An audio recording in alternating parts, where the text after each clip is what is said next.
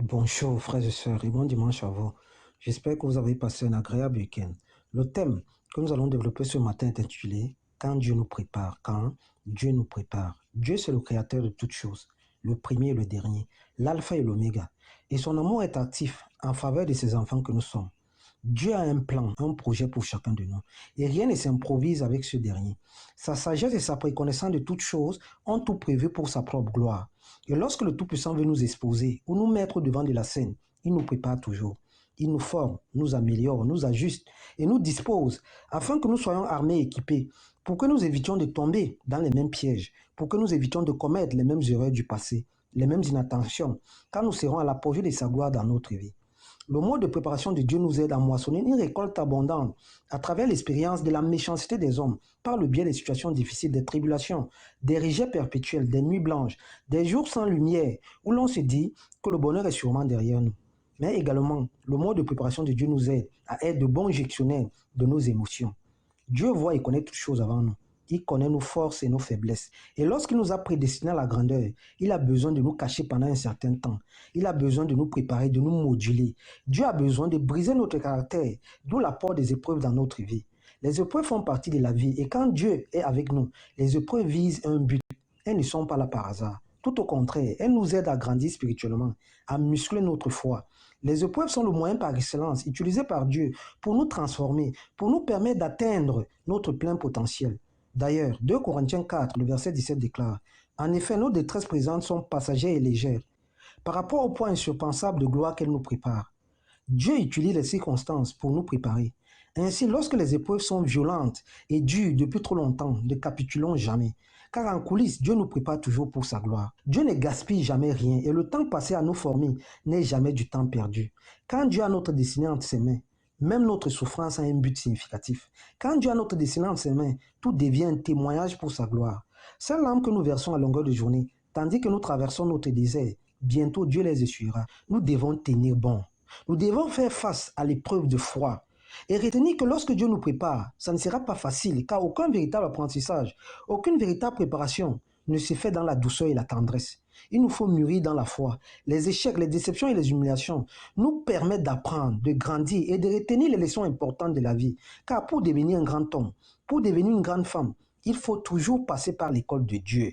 Cette école ne fait de cadeaux à personne. C'est une école difficile où petit à petit, nous développons l'endurance et la sagesse.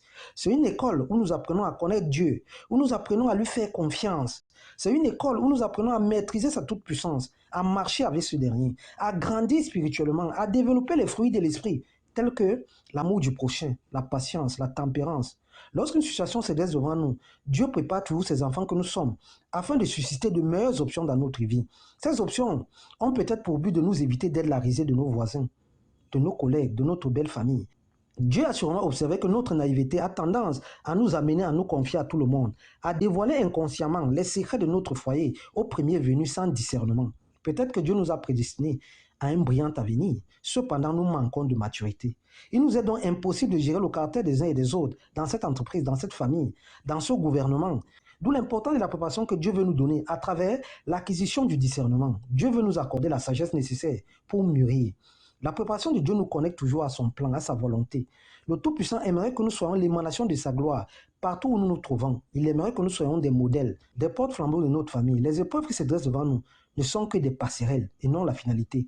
L'épreuve de foi est juste l'indice qui nous montre à suffisance que Dieu nous prépare à quelque chose de grand, à quelque chose de meilleur. Nous ne devons jamais abandonner la foi pour nous écarter de ces voies à cause des épreuves qui se dressent devant nous pendant cette période de transition, pendant que Dieu nous prépare. Tout au contraire, nous devons tout remettre à Dieu et déposer entre ses mains expertes nos douleurs et nos fardeaux. Nous devons être patients et avoir confiance en Dieu. Surtout quand la tristesse remplit notre cœur, quand les larmes coulent de nos yeux, rappelons-nous toujours que Dieu est avec nous, que jamais il ne nous abandonne. L'Éternel est près de ceux qui ont le cœur brisé et il sauve ceux qui ont l'esprit abattu. Et jamais il ne change. Il est le même aujourd'hui, demain éternellement. Retenons ce matin que l'apprentissage de Dieu se fait à la façon d'un nouveau-né qui doit apprendre à grandir sans jamais brûler aucune étape. Déchargez-vous sur lui de tous vos soucis, car il prend soin de vous. 1 Pierre 5, le verset 7. Dieu prend soin de ses enfants que nous sommes. Quand les gens nous blessent, quand les gens nous humilient, Dieu nous élève. Quand les gens nous rejettent, nous jugent, Dieu nous justifie. Faisons-lui aveuglement confiance et soyons calmes et patients. Nous sommes les enfants de Dieu et nous ne devons jamais douter des promesses de Dieu dans notre vie. Car Dieu a formulé des projets de paix et non de malheur, afin que nous puissions avoir un avenir et de l'espérance.